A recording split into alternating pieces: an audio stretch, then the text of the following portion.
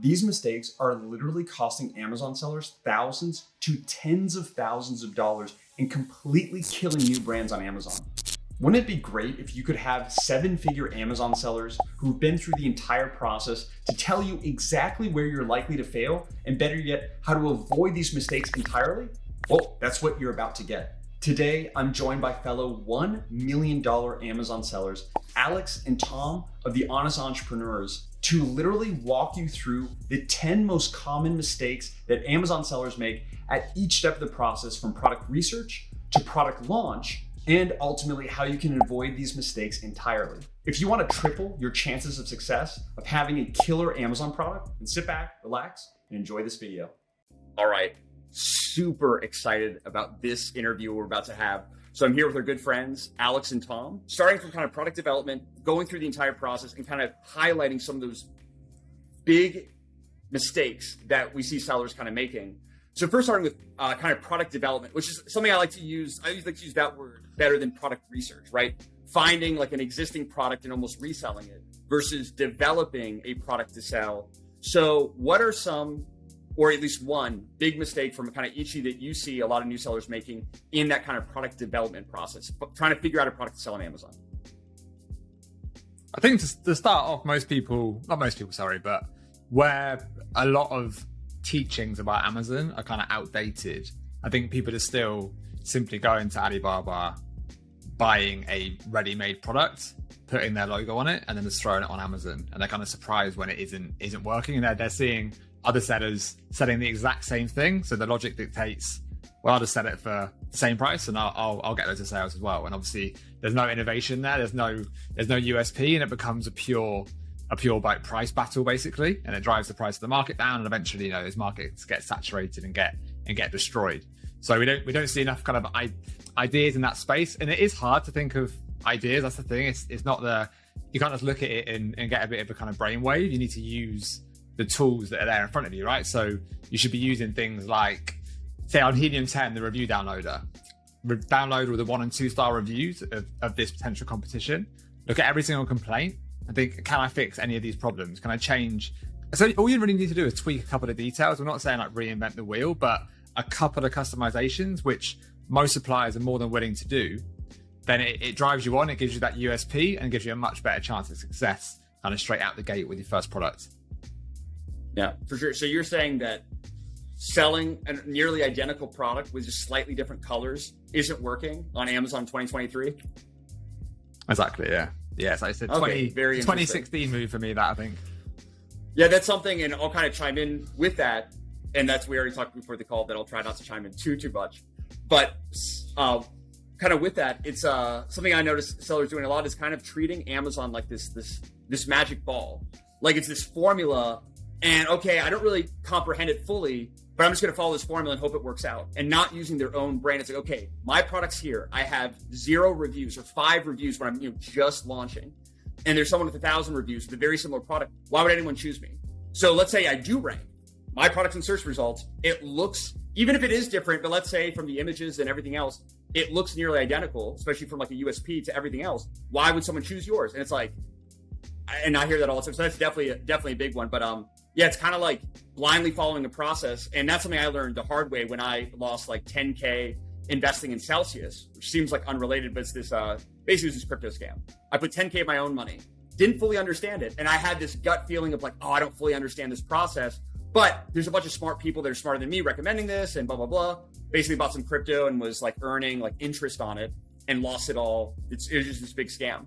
And it went back and it went into every area of my life, including Amazon. I'm like, okay, like if I don't fully understand it, that doesn't mean I need to be an expert. But if I don't fully understand with my own common sense, I'm not going to invest in it. I'm not going to move forward. And that's kind of the same approach I take to everything, including Amazon. So I don't know. Yeah. I think as well, though, one thing to add is, we're very kind of big proponents of building a brand. We don't kind of teach people or advise people to sell random products. It should be like a cohesive brand. And once you have a bit of brand presence, I think you can launch almost Me Too products amongst your other products. But generally, your home run products, which you definitely need a couple of. Generally, you'll find a couple of years in, there'll be like 2, 3, 4 products that are making 70-80% of your revenue generally. So you can sprinkle in the other ones as long as the ROI is positive and it can give the brand a nicer kind of overall feel. But just to launch with one of those, it makes it way more difficult. So you're better off launching with something unique and then potentially adding those things later on when you've got a bit of a presence on the space. Gotcha. No, and I think another big mistake that we made early on in the product sort of sourcing and product development phase, and it sounds a bit obvious, is just not testing the product enough. So we had a product that we invested a big chunk of our cash into. We didn't test it properly. We thought we had. We did some very basic stress testing. And when we ended up launching it, we got like the first 10, 15 reviews. And I think we got 4 1-star reviews. And it completely killed the conversion rate. There was one obvious flaw with the product. And I think that's something that people are so excited to get the product to market that they get it and, you know, they just don't test it properly. And that is one of the things that you need to consider when you are actually creating a custom product. So we're creating a product right now that's a complete custom design. We've paid nearly $10,000 for a plastic injection mold, but we're taking extra time to test it, because one of the positive things actually about getting a product from Alibaba is a lot of the time they've already been stress tested. They're usually 3rd or 4th versions of an existing product. You know, they're already on the market. So they actually have been tested. Whereas when you're creating something new, you really need to make sure that you're going to that extra length, because if it takes you 3-4 months to get that product to market and then all of a sudden you get negative reviews, it's a lot of time wasted. Yeah, totally. So a question for you, kind of digging into that a bit. And I completely agree at the very base level, right? Using an inspection service, basically a service, if you know, you don't already know what it is, where you hire someone to analyze, you know, go through your products, like take random samples, just kind of test to see, oh, hey, is there anything obviously wrong with these kind of product before you ship it in, especially because, right, you're not there looking at your own products, it's overseas. So are you saying, is that enough? Or that's actually not enough, that maybe for certain products, especially if it's maybe more custom than what the supplier is used to kind of making their product line, that actually requires additional testing? We way before the product inspection. For us, we would do the inspection when we've ordered the first order and it's about to, you know, leave the factory. That's when we would get the inspection. Mm-hmm. But we would personally do all the testing way before then. Yeah, like the first product samples, you know, getting it tested in the field, give it to, you know, actual people that are going to be using the product as well. So that's what we're doing. We're waiting for the final sample of our next product, and we're going to send it to some friends of ours. They're going to use it for a couple of weeks, give us really detailed feedback on it, especially because when you're investing, you know, up to 10,000 just on the product development, I mean, even if you're not, even if it's costing you a few $100 to get something different designed, give it to the people that are actually going to use the product, because you're gonna get insights that you're not going to get if you're not actually the customer. That can really change how you approach it. I think that's a brilliant point. And piggybacking off of that, something recently, we have one of our products that we're developing is magnetic. And by the way, recently I've been working out. You may not be able to tell yet, but I've been hitting the gym pretty hard for the past 3 weeks. And so with that, we have this magnetic product. We had our sample literally in the other room here, and I'm playing around with it, like taking it apart. And I'm like, this is way too weak. And then Allie's like, no, this is like way too strong. And I'm like, actually, it's a great point, because our target audience is female. So we need to get this into female hands. Because on average, not trying to say one thing or another, but men on average tend to be a bit stronger than women. So, you know, it absolutely is going to be different. And I know this is when I was actually in uni as one of the only good course that I took when I was at university in the United States was a product development class. And it was very insightful, to where we were working on this project of like developing this product, you know, kind of in theory and just kind of going through the process. But it was for an elderly population. And it had something to do with like opening jars. So first of all, we had to put on ideally, yes, you would want to get that product into their hands of your target audience. And if not, or to kind of go into their shoes, we put on like some glasses that were like super like high prescription, where we could, like, our eyes weren't as, you know, clear. so the text needed to be a bit bigger. We put on like mittens because, not as like great strength and kind of harder to open. So it kind of at least helped us to understand like, wow, like our reality can be very, very different from that of your target audience in terms of what you like versus what your audience likes, how they interact with the product, what they're looking for in the product. So kind of like not just getting in their head, but then even on a physical sense of getting them to stress test. I think that's brilliant. We've recently relied heavily on my mom because she's like retired and like we sent her all of her samples because she's like the most critical, like any detail. So I think that's a brilliant point because I noticed this too, and you guys can tell me if this is wrong if you see something different. But a lot of new sellers getting into the space are super eager to launch. There's like, I just want to get a product up and out there. And in my view, the product development process it's tough because every part of the process is so important. Like you have to execute on all. Like let's say there's like 6 steps of the Amazon FBA process to keep it simple. You need to execute on all 6. If you do just 5 out of the 6, you fail. Like everything needs to be executed. Yeah. But with that, I would argue that the product development is the most important. Like choosing your product, developing it, like your product launch, like your Amazon PPC, the click-through rate, your conversion rate, like everything, the virality. If you're going to run a press release and expect virality from that or create TikTok content about it, like all of that kind of comes down to that. Like the price you're able to charge comes down to the actual product. So like I personally believe it's just as important, if not even more slightly important than the rest of the process. So what you guys seem to be saying is like, really putting a lot of effort into every part of that process, from the research and development to the actual stress testing when you're getting it produced. I think just one final point on that is that I think important to say is when you're doing product research, most people, they start with niches that they're interested in. And that's obviously like the easiest kind of move because you are your customer potentially and you know the most about that niche. But very, very often on Amazon, like most people like the same stuff. Most like general people like similar things. So they're super saturated in hyper competitive niches. So you might find an opportunity in a niche that you know nothing about, and nothing wrong with that. You can definitely become an expert. Like that's the niche that we're in. When we first found it, we didn't know anything about it. We became experts. We joined the communities. We joined Facebook groups, Reddit groups, everything else. And now we know quite a lot. But because we weren't within it, we had to outsource that testing to people that actually use the products, because we can read all the groups we want and we can get involved in conversations and we can learn off YouTube. But these people have been in this niche for 15 years, 20 years. They're going to see things that you don't see. So it's essential that if you aren't that demo, then you need to get it into their hands like 100%. And that'll give you a great insight that your competitors might not have, because they might just be another person who's just trying to enter that niche and who knows nothing about it. Oh, totally. And have you guys befriended and actually come maybe friends with people in this space that you're now kind of?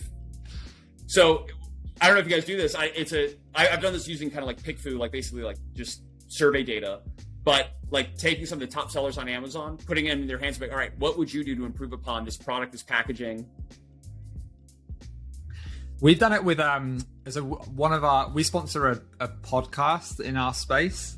And they've been great. So we send all of our products to them, even our listings as well. So we get feedback on our listings and what we think what we need to highlight more. In terms of sending, we've sent some competitors' products to factories and things to see how we can develop it and stress test them. And obviously, we order them ourselves as well. But no, it's a good idea actually. We should probably take that on board and see see what any suggestions from the top sellers in the niche. Actually, it's a good idea. Yeah, definitely. Yeah. Yeah. So awesome. No, those already, that's fantastic. And I know we kind of already started diving in. So in terms of partnering with suppliers and then ultimately producing products, what would be some of the big mistakes you guys are seeing a lot of new sellers making in those two spaces? I'll go. Sorry, Tom. No. People make mistakes. No, sorry. Me and Alex, every time we go on a podcast, we kind of bounce back and forth. We take one one each. So on the screen, I was looking at you, Tom, but of course you can't tell, and I'm like, sorry, Tom. It's almost like we're in the room, and I'm like, what am I doing? Tom. We can edit this. We can edit this bit out. I'll go, Tom. We can edit this bit out. So yeah, I think one of the things is not like we said, not stress testing the products, not contacting enough suppliers. People will speak to one supplier, they will get a price from one person. Another thing is just not being firm enough with what you need. A lot of suppliers, you will speak to them and they're just not very helpful sometimes. And if we do that now, it's like next, like we don't waste our time with suppliers that are not willing to help. We do as much as we can to help them out. So we've had designs made and then actually had those designs translated into Chinese, and then we send them, because we just think that anything that makes it more fluid and easier for them to pick up and work with is just better. Because obviously the salespeople that you speak to, they usually speak English.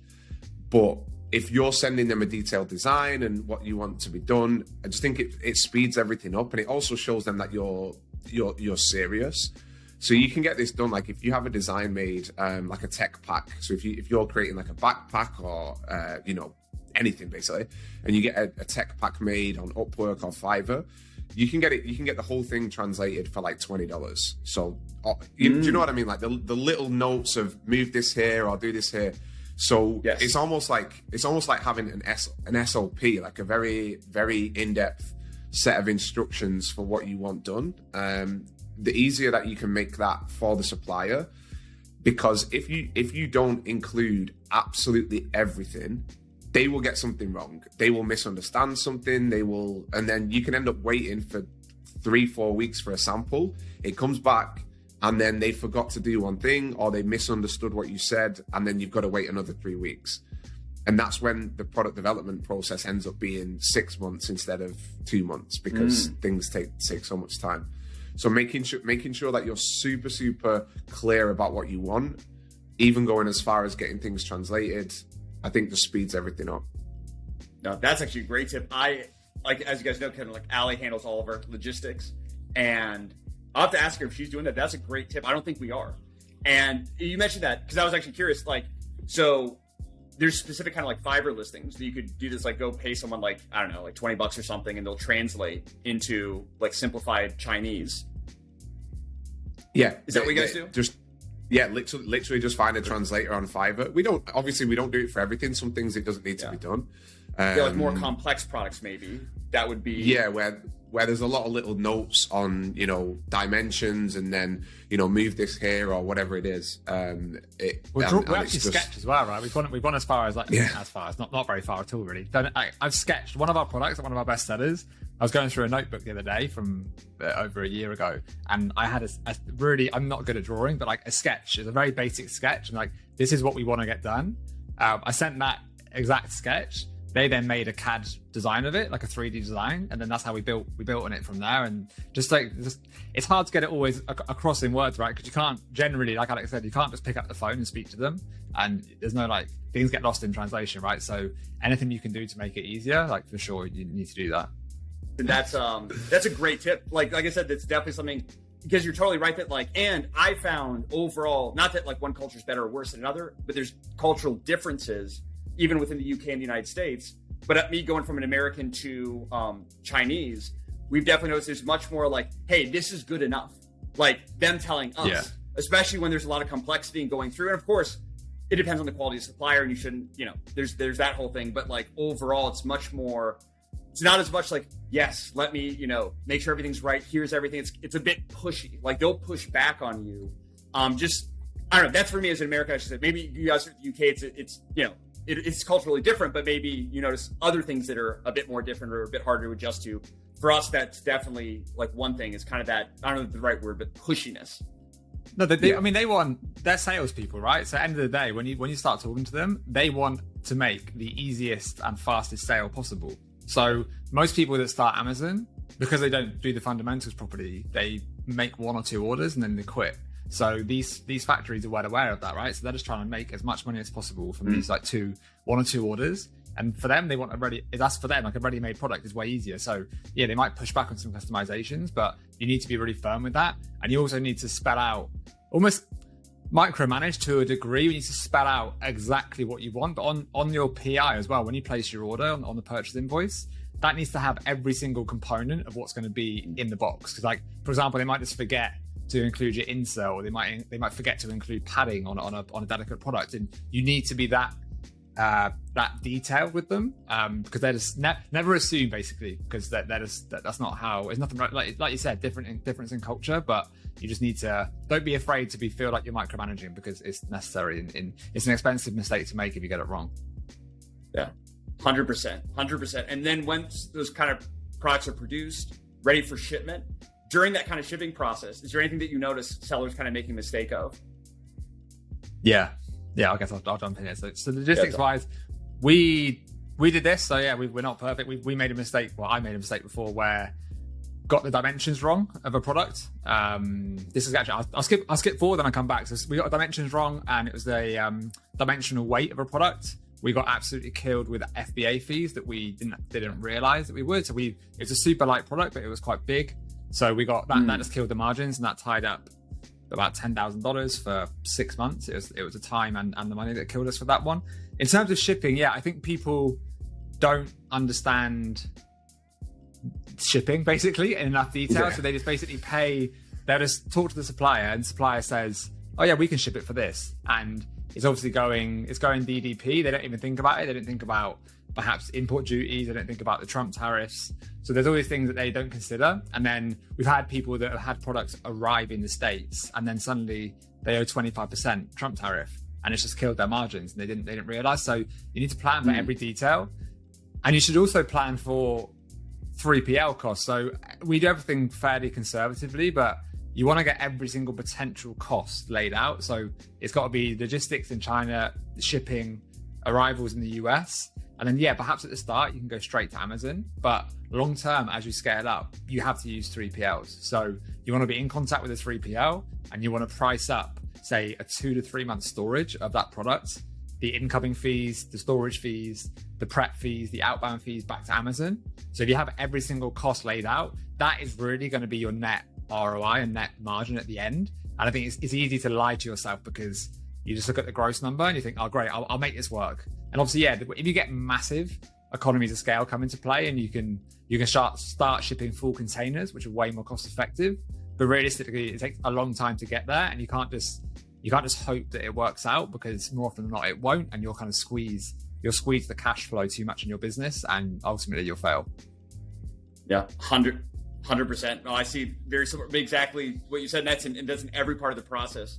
Not having every kind of section laid out of like, okay, here's step 1, that leads to step 2 leads to 3, and so on. And there is especially when you're starting Amazon, it does seem like a lot. Once you go through it a couple of times, it gets much easier, just like anything. But that's one. And then number 2 is the actual cost associated with everything. I notice that all the time.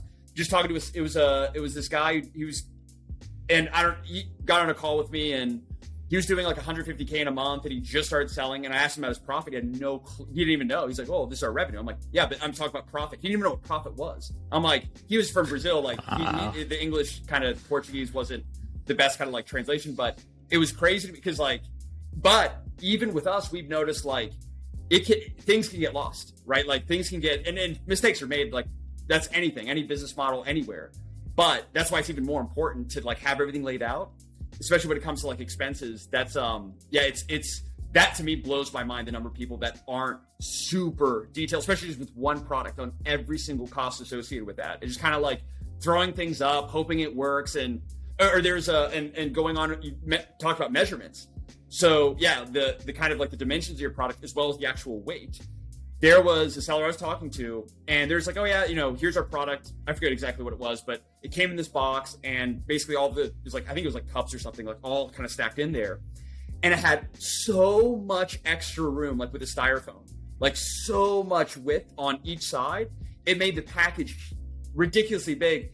And I'm like, hey man, like there's a lot of just extra room in this that's unnecessary. It's not actually protecting the product. You could really reduce down on. He's like, oh, would that help me? And I'm like, yeah, you don't need my answer. You can go and crunch the numbers for yourself. But the problem was, not even knowing the numbers to look at. It's just like, oh, just kind of throwing things. And yeah, it does seem like a lot, because there's people out there just trying to learn Amazon FBA just from YouTube videos, which are super helpful, but are not going to give you all the information you need, because number one, there's misinformation online, right? From other sources, not from us, not from the honest entrepreneurs, that's for sure. But there's misinformation out there, or outdated information. And there's also conflicting information, and you kind of put all that together. Oh, and missing information because you don't know what you don't know. There's a YouTube video about it. It goes through every step of the process, but you never know it existed because it's from a channel with like 400 subscribers. So yeah, like that's a meta mistake of just relying on YouTube videos, and then there's so much that's missed by doing that. But yeah, I think what passionate. What you can do as well. I agree. No, I think it's massively important because I think it's very easy to spill it over into, say, being an oversized product. So with this, one of the custom products that Alex mentioned that we're producing, we had it custom designed to not be almost as big as possible before going to be oversized. So it's plastic mold, and it literally the product itself and the carton will be exactly as we need it to spec, so we know we're not going to spill over. Because even with Amazon, something that actually, this is an important point which I didn't know when we started Amazon. The packaging they measure, if your product is this big, and it goes in a poly bag. If your poly bag is this big, they measure the poly bag, and that's what you're charged on. And we didn't realize that. So with one of our products at the start, we actually had, it doesn't look amazing, so it depends on the product and if it's a bit more of a functional product or an aesthetic, but we had them tape down the poly bag, and it saved us 70 cents, 80 cents a unit, and that adds up fast. So that's super important. But with going back to about the numbers, so we had one of our students recently was going to launch a product. He did a lot of research, got samples, it looked really good. It was an oversized product, and so it's a bit more complex, but generally with oversized you might have less competition. His ROI was 100%. His margin was 34%, so it's like super healthy.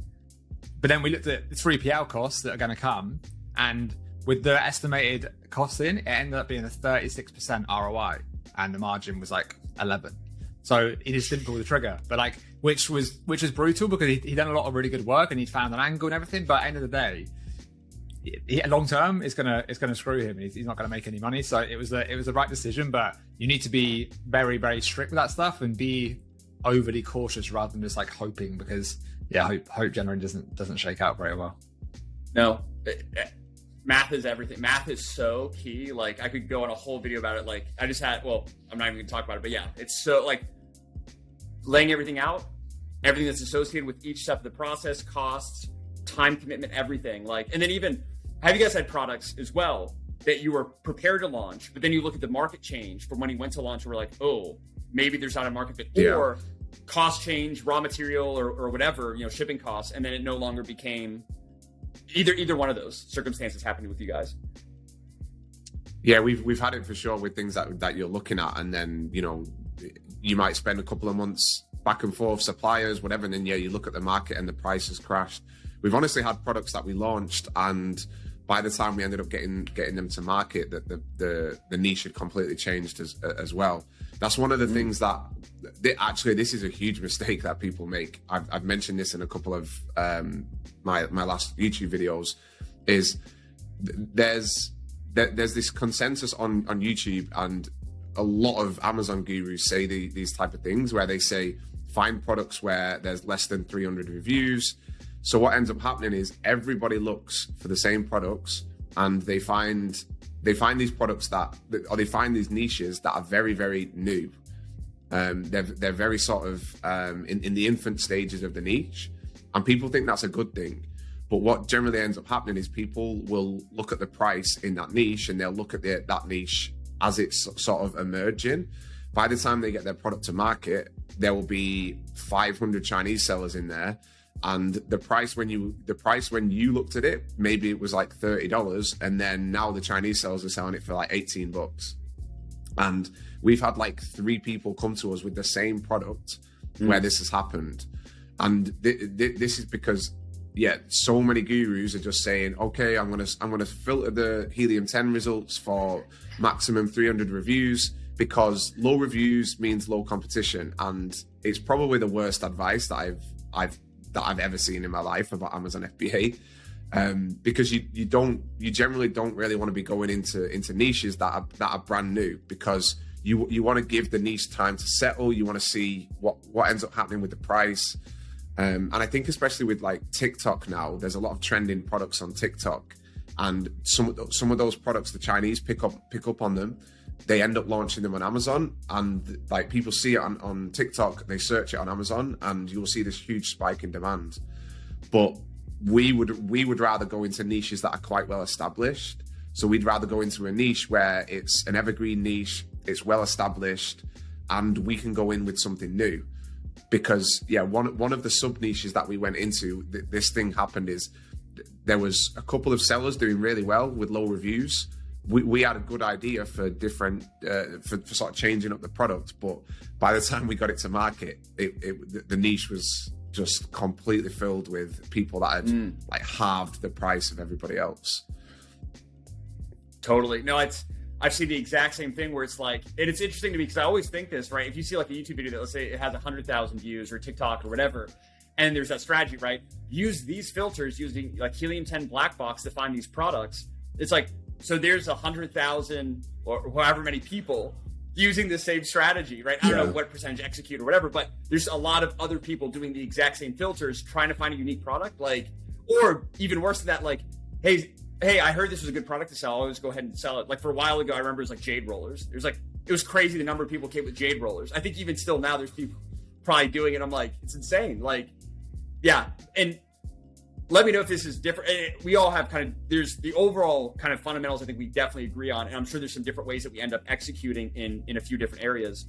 Something that we do, and I was actually working, this is pre-COVID, on a software to analyze. So generally, where there's smoke, there's fire. So overall, where there's negative reviews, there are sales, right? Because usually like negative reviews aren't as faked. Although of course, yes, there are because of, like black hat competitors doing things. But we try to identify like categories with a high number of negative reviews, because it's number one, the reviews kind of indicate sales volume, and then number two, where there's negative sentiment, there is opportunity. Like just as an example, I think I did this on a YouTube video. We were looking at bath bombs. So most people, based on that criteria, right, of like 300 reviews or less or blah blah blah, looking at like bath bombs, it's too competitive. Maybe if you just try to compete for bath bombs, you think about ranking for bath bombs. What about a sub niche? So look at like bath bombs for kids. Now that's actually super competitive. A lot of like sellers executing really well. Their images, the packaging, blah, blah, blah. Okay. Too competitive. Let's say for us, like for moms, too competitive. Oh, with like surprise inside, a bath bomb with like a surprise inside. It is kind of for kids, but it's a different kind of keyword. And like a lot of those sellers at the time, and maybe now I made the video, it didn't go viral. So I don't know how many people, but right. Like it was, like 4.4, 4.3 stars, which I love seeing. When I see a bunch of 4.8, like that hundreds of thousands of reviews, 4.7, 4.8, like those are your competitors. I'm like, and they have great external traffic and they have great listings. I'm like, that's tough. But you see like 4.3, 4.4, crappy images, like a crappy product. I'm like, yes, there's opportunity. That's for me. That's one of the things that I look at. I'm like, but it's in a niche that's too competitive. But it's like, no, it's not. Like, because there's so like, if you think about like the world, it's like, oh, the world's too competitive. I'm like, there's Mongolia. There's parts of the world you could just go ride a horse for miles and there's nobody around. Same idea in my view with Amazon. Like there's areas it's like, oh, it's too competitive. I'm like, there's wide open spaces in this area. In my view, you just kind of have to like, it's going to take some digging to find it and being kind of creative. And it requires, in my view, like there's 99% of sellers making all these mistakes. If you want to be the top 1% of Amazon sellers, you have to do what 99% aren't doing. So like what tools and methods are you coming up with that nobody else has? Like that's what I internally constantly trying to think of. And like, I'm always trying to like be more creative, but that's just kind of my take. And I don't know if you guys also have, I know it might be different, but have some similarity with your product development process. Yeah. We don't really look at reviews. Like, I mean, if you're trying to sell phone cases and everybody has 35,000 reviews, you know what I mean? You're going to struggle, but more so because it's difficult to innovate on such a simple product that's been around for so long. But there are brands that are doing that now. Perhaps not on Amazon, but in the phone case space, there are brands that are doing that. But it's a misconception because people think that everything is based around the reviews, and it's not.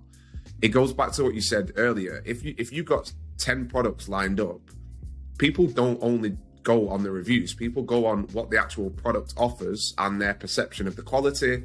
So I think we would agree with you completely is spend less time looking at the actual total number of reviews and actually read the reviews. And if we see a niche, like you were saying, where the average review score is 4.2, that means there's a ton of feedback in there that you can use to then improve.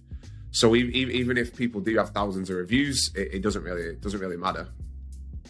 Yeah, totally. Because if that, and especially if that kind of unique selling proposition is evident from your main image, so when you're starting a launch, you don't have many reviews, but it's very clear that like, okay, this product either, maybe it's targeted toward a specific audience that's being underserved.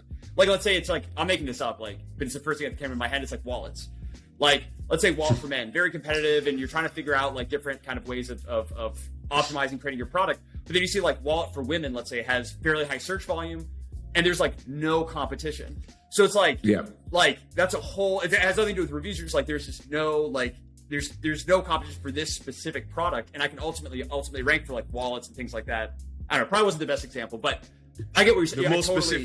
The more specific that you go, the more specific that you go, the easier it is to appeal to that person, right? Is kind of what you're saying, I think. Yeah, the niches within niches.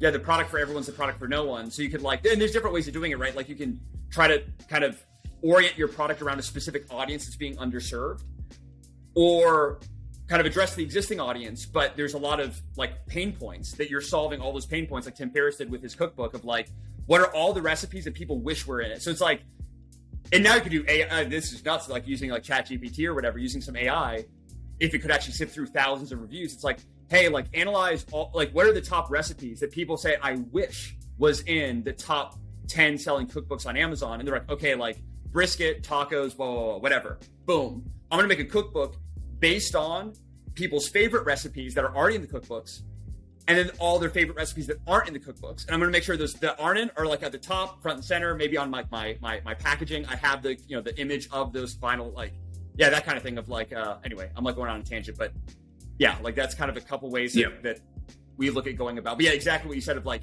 really diving in, like review data on Amazon's like, it's free and it's so powerful. And I still think it's way underutilized by sellers. Definitely. So yeah, I think we definitely nailed. Before we get onto launch, actually, probably the biggest mistake is people don't understand their budget more than anything. So basically to sell a lot of product costs a lot of money because you need to order a lot of inventory. So people look at a niche and they see someone doing $50,000 a month and they think, oh great, I can do that. But they didn't realize like you basically, to sell $50,000 worth of product to launch into that niche, you probably need about $40,000 to go really aggressively and to place that first order, to do the marketing materials, to do your launch, do your PPC, video, content, images, everything. Launch the product and then place the second order. You need that capital there, and you don't necessarily need all the money up front at the start because it is spaced out over kind of 5-6 months. But people get a bit starry-eyed with that, and they need to kind of be a bit more realistic, we find, with what they can actually afford. And you can launch into a niche. Let's say you launch into a niche and you do $15,000 a month. That's a great start, right? If that's kind of getting your foothold into a niche, and then you can build up some cash flow, you can build up cash reserves, and then you can launch higher end products with higher top volumes. But if you go into a niche where people are doing $1 million and you've got $5,000-6,000, it's impossible. You're 100% going to fail. So people get that wrong, and it's brutal to see, man, because they think Amazon's then like a scam and they give up. When if they just applied the right skills to a applicable niche that they could afford, then they have a pretty good shot of making it work. No, totally, exactly what you said. If you want to sell more units, you have to buy more units. That's going to cost money. So yeah, exactly. The higher the revenue, the more units and so on. So 100%, because that's what all the time, right? That's one of probably the most common questions maybe you guys get as well. Can I start with a few $100s? I only have a few $1,000s. Can I get started? I'm like, well, actually you can, but like there's certain fixed costs. Like let's say you want killer product photography, which you should have, and copywriting and all this kind of stuff. But in general, go into a super low competitive niche just to learn. Like if you really want to, I'd recommend, saving up to around like 10, 15K to kind of start, like total budget, photography, launch, everything. Yeah. But you can get started potentially for less, but it's going to be way less revenue. Like if you want to make a few $100s in net profit and kind of like learn the ropes, you could do that. And I know sellers who have started kind of like that way, but that's exactly it. Like, it's like a lever of like, it's similar with like your Amazon PPC ACoS and your bid. On average, you lower your bids, your ACoS will go down, assuming, you have a solid conversion rate and some other factors, right? But like, it's pretty correlated. So same thing with like the higher the revenue you want to do, like the more capital you'll need in order to do that. Like I know it's something that's Yeah. always seemed kind of obvious to me, but it's understandable that like people would don't not understand really be it, thinking yeah. that. So Yeah. Yeah. but that's a great point. And I know, yeah, this has already been amazing, but we still have, all right, so when it comes to optimizing, kind of creating a listing, Alex, biggest mistake that you see sellers making? They have this idea that they want to save money, so they don't want to invest in it. They get to that point and they want to find a cheap designer, a cheap photographer. They want to do everything by spending, by being like very economical with what they're spending. And it's like it's like having a shop and then your shop window just looks like trash. It's like people walk by. It's like having a bakery and not showing the cakes in the window, so like people don't walk it. It's I can think of more. Go on, give us more. Yeah, actually, we want 5 more. It's like having it's a the gym and sing- not having Sumner in the window working out. There you go. Yeah, without no Sumner showing up doing his curls in the It's the single biggest thing that you control. So you have direct control over how good your listing looks. And on Amazon right now, the average listing quality is still very poor. If you go into most niches, it's not that great. The vast majority of the sellers are Chinese sellers. They're still not really investing much because they don't really need to, because they compete on price. So we try and encourage people to spend as much as they can afford. Like, you don't need to go and get, there are certain ways that you can save money. If you need to get studio photography done, there's not that much difference between the highest end studio photographer and an entry level. If it's just white background photos, that's fine. But if you're going on we see so many people still, they get their lifestyle photos done and it's from Fiverr. They get it photoshopped on Fiverr. It looks like everyone else's, and it's just you're not gonna come across as premium. You're not gonna come across as you're not really gonna stand out. So it's definitely not saving enough money to properly invest in the visual branding, for sure. It's definitely getting And I more see affordable that- as well. Like there's brands, there's new services popping up that have like crazy good value for real professional photography. There's one that we were speaking to recently where you actually can watch it. You can watch it done live. So you can like tune in and be part of the shoot. But they also have a couple of physical locations. So if you want, you can go there. And if you want, you can even be the model. So you can supply your own model. You can send them props. But super economical. We're talking like from $30-$40 per photo at the very basic level, and you obviously can add more bits, but there's not really, if you can get prices that low, then there's not really any excuse now to not have decent images. And like Alex said, like if you see people doing well with bad Photoshop, that doesn't mean you should copy them. You shouldn't seek to match people. You should seek to improve on what they're doing. So we look at this quite often. We look at the D2C space, which we want to move into there with our next brand. And if you look at like an average Shopify stores, they're creative. It's 100 times better than the Amazon listing. So use that as inspiration. Products are going to exist in that space that you're going to go into that niche. So take that as inspiration, apply those creatives to Amazon, and you're ahead of 99% of sellers without a doubt before you've even started. And we're looking more and more like renders are very kind of in right now, and we've tried them a bit. I think with renders, you've got to spend good money to get really good renders, because there is some services out there that offer it and they're just terrible. So if it's a niche where you need to get that done, then definitely make sure you have the budget for it, because it's very, I don't know, maybe because we look at a lot of listings, but to me I spot it in a second if it's a bad render. It just puts me off it makes me think straight away this is going to be a cheap quality product. Yeah, it's fake. It's a fake product. It's a fake image. That's like my first like a poor rendering. No, Yeah. I agree 1,000%. It's one of my biggest kind of pain points. And I find, for whatever reason, because I talk to other Canadian sellers and from UK and wherever else, like Europe, I find especially Americans struggle with that visual side. I don't know, and maybe it's just my opinion. I swear, like I've kind of noticed this maybe culturally, and maybe I'm totally wrong on this. And either way, it doesn't matter. Like you need to have your creatives, like what I always say is like your Amazon product photos, like totally, lifestyle images, your infographics, your kind of white background product images, and your your packaging should look like it came out of a magazine. Like that's the best way. It's really difficult for me on the visual side because like when it comes to bullet points, like having like a template in place and kind of being able to like read it off. But like when it comes to images, it's the hardest thing for me to convey to people. I'm like, this needs to like, there needs to like, it needs to look premium, just drip premium, like high, not just premium, but like high quality. Like it is so important. And it's 100% the biggest because in a lot of cases, getting high quality kind of photos done, you can be creative, but then it requires a little bit more work and kind of strategy of like, oh, like we'll rent out this Airbnb and then I'll get my friend who's like a really good photographer. We'll get him in the Airbnb and I have her, like my friend, she's awesome. We'll get her. We actually did that for one of our shoots. My best man at my wedding is a wedding photographer. We had like one of my friends from college like come in and like we did a photo shoot and it turned out awesome. It takes a little bit more work, but it's super cheap. And that was like when we were starting off. Now we just use like a studio and they do a great job, but it's pricey.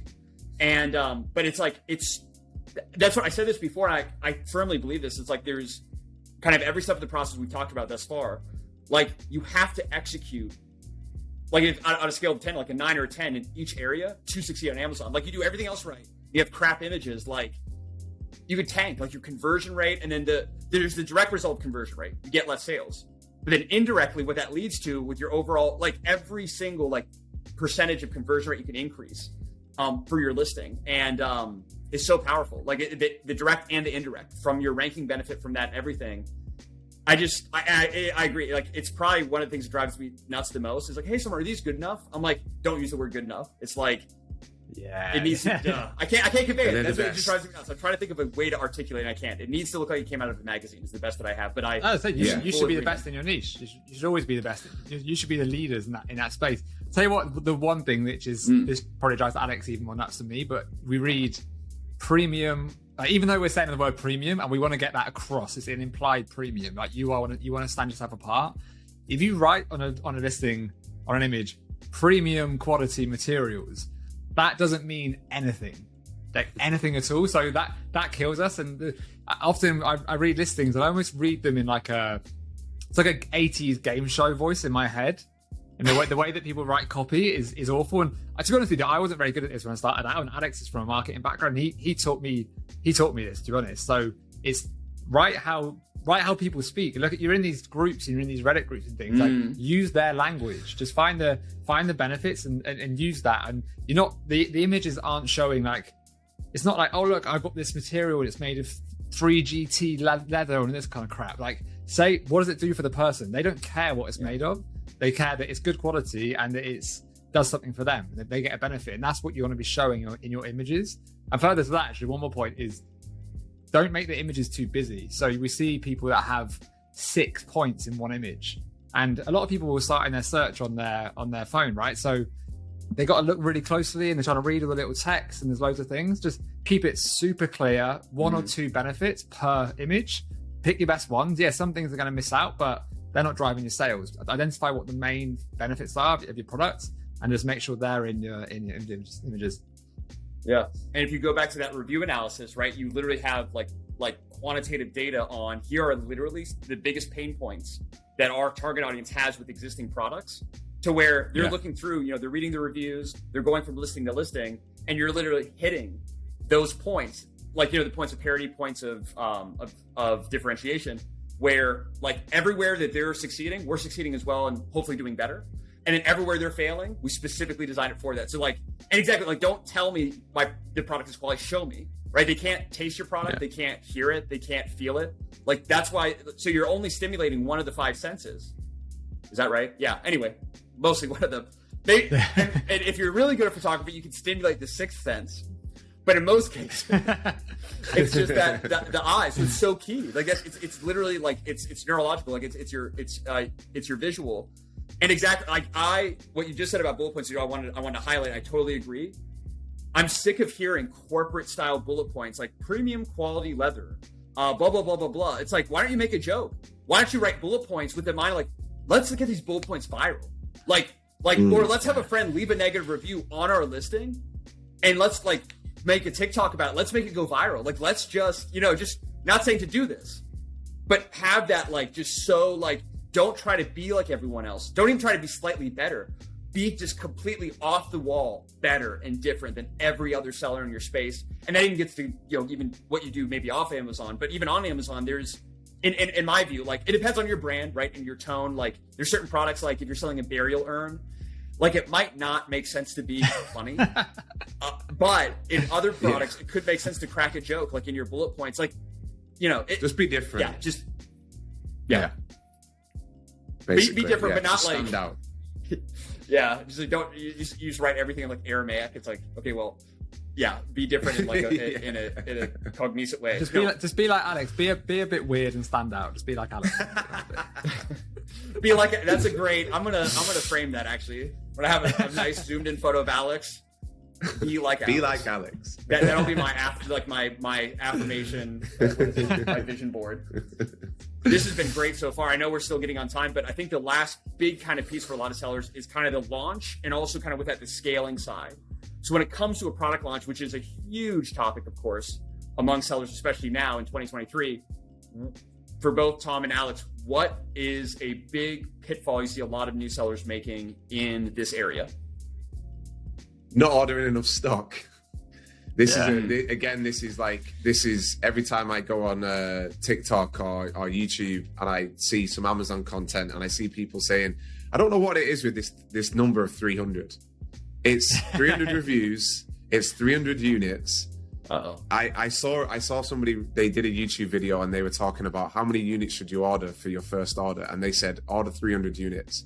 And I thought, what, regardless of the product? Like, they didn't say, you know, like, I mean, so the biggest, like, your goal when you launch a product is to rank organically. That's the goal. In order to rank organically, you need to have enough stock. If your sales go really well for 2 weeks and then you're out of stock for 3 months, your launch was pointless. So you need to be able to have enough stock to rank organically and stay in stock.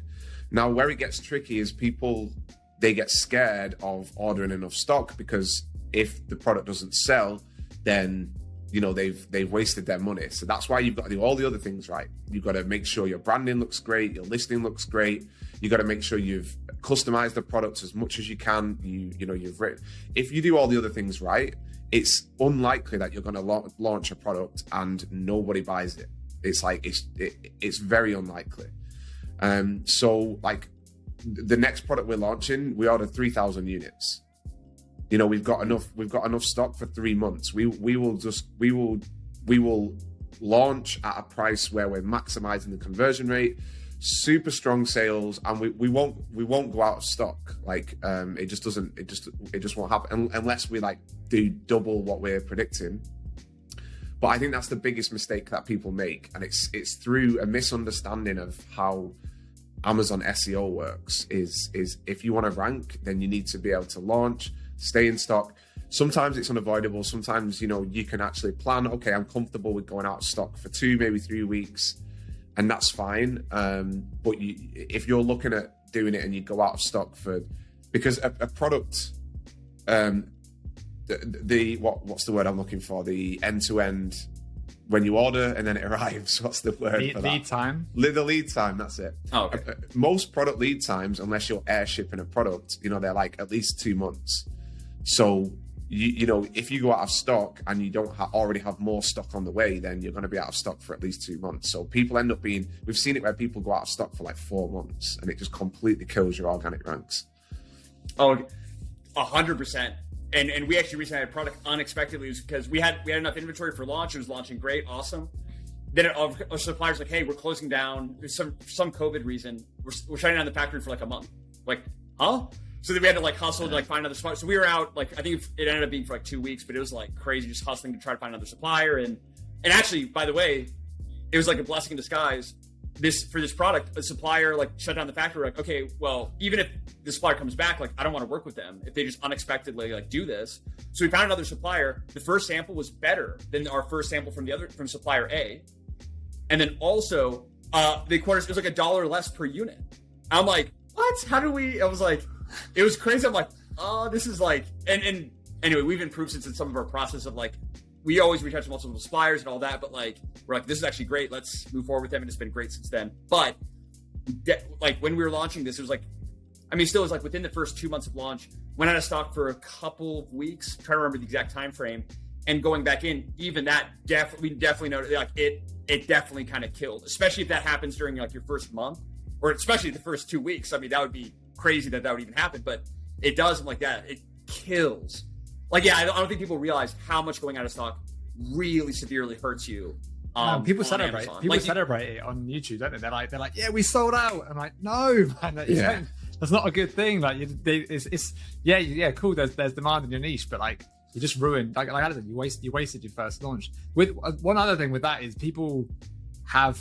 It's quite tempting. We've also made this mistake. So I know there's a common theme here. Like, we have made a lot of mistakes. Every Amazon seller does. But the whole point, the reason we'll get to it, I guess, at the end. The reason we built our honest FBA course was like to stop these mistakes happening, right? Because there's so many pitfalls you can go into. But people launch with a launch price, and you do need to launch with a launch price. To be honest, like, you haven't got to go insanely low, but you need to get eyeballs, you need to get velocity, you need to get sales, and then so meaning set like a price slightly lower when you start than where you ultimately plan to be. Correct, for people. Exactly, yeah. So when you're doing your math before you launch, you should know. We're going to launch at X. We're going to get this much ROI, this much margin. But then our long-term price is this. And then you might have even like an optimistic price that you want to get to eventually. But you're like a week in, sales are flying, and you're like, oh, wow, I mean, I'll just put the price up then because I want to make money now. And like Alex said, the whole point of that first inventory run isn't to make profit, it's to rank. So the longer you can kind of keep a bit of a poker face and keep that lower price, you're going to rank more, you're going to convert more. And then eventually on order 2, order 3, then you put the prices up. But it's very, very tempting. And we were definitely guilty of this before. We raised our price too soon. And ultimately you pay for it long term because you don't land those keyword ranks as quickly as you want. So you don't actually long term, you don't make as much kind of revenue and therefore profit off the product. Yeah. 100%. No, I think that's a great point. Exactly. Like, and that's I think goes into like kind of what this whole theme has been, is kind of not knowing all the steps of the process, not properly planning. And that goes into like the long term. I think a lot of people plan up until launch, and it's kind of like around like 30 days after launch is like their total kind of like vision for the product, and not after that. So yeah, how is your product going to perform? And what key metrics of unit session percentage rate, or your review count and whatever, like at that time. But it's 100%, and yeah, that's what I think for a lot of people. It's like it does feel very overwhelming when you start the Amazon FBA kind of like ecosystem and get started. There are a lot of moving pieces. Ultimately, when you can execute on them with proper guidance, but yeah, you need to kind of know what each step of the process is. And Tom, you were mentioning this, that you guys, I know recently have been putting in dozens of hours of work into this program, and I'd like you to talk about that a little bit more. The Honest FBA course that you guys have put together. Yeah, for sure, man. I mean, we basically locked ourselves away for the whole summer, so it was it was months of work. It took us about 4 or 5 months overall to kind of write, plan, film, edit everything together. Like Alex mentioned earlier, we were working with people generally on Twitter. We had a lot of people kind of DMing us, and we were mentoring a few people, which was great. And so kind of one-on-one, or 2-on-1, I guess, mentorship with people. And it was really good, but we got busier with our own business. Our business kind of really took off last year. And, we're trying to do that. We're trying to do Twitter, we're trying to do YouTube, we're trying to teach people. And eventually it's how much time do you have? So for us, like, we want to help more people. Obviously, we're the honest entrepreneurs, is in the name, so we're entrepreneurial. We want to have other business ventures as well. So for us, it was great to build because it made us relook at the whole process and almost things we had to put our head on, as in we're a new seller again. What were we like 2.5 years ago, and putting that head on, because now it's easy for us now to be like, every product we look at, we want it to be a 6-figure product, like 6 figures a month, ideally, if we can get it up there. But when we started out, we just wanted to make a couple of $1,000 a month each. And there's a huge difference in mindset there. And I think one of the reasons we kind of built it, I think people that generally, some of the courses in this space is people that have had a 5-year business, say they've exited for millions, which is awesome. Like, they obviously have done really well, but they're so far removed from when they started out, that the content and what they're teaching, they're not in the trenches anymore, right? Some of them don't even sell on Amazon anymore. So we wanted to kind of do that. And yeah, it's been great so far. It's very fulfilling, to be honest. It's great to kind of teaching people and seeing them launch. We've got some great people in the space. A lot of people that have moved over from OA, actually, so from online arbitrage.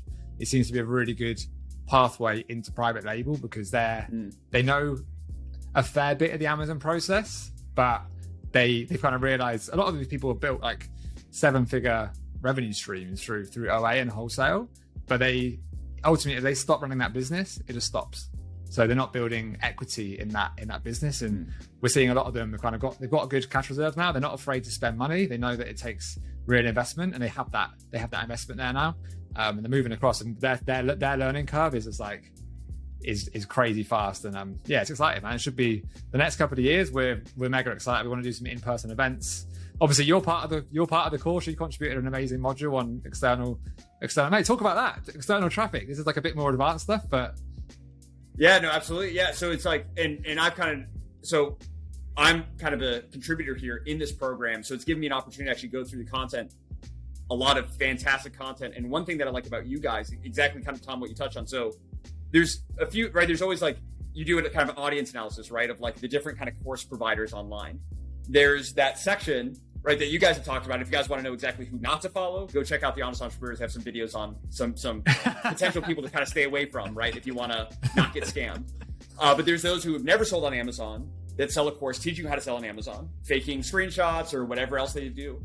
There's that other section, exactly what you said, to where they were launching products years ago, which, by the way, yes, like in certain regards, it was easier, let's say, to launch certain products and get results.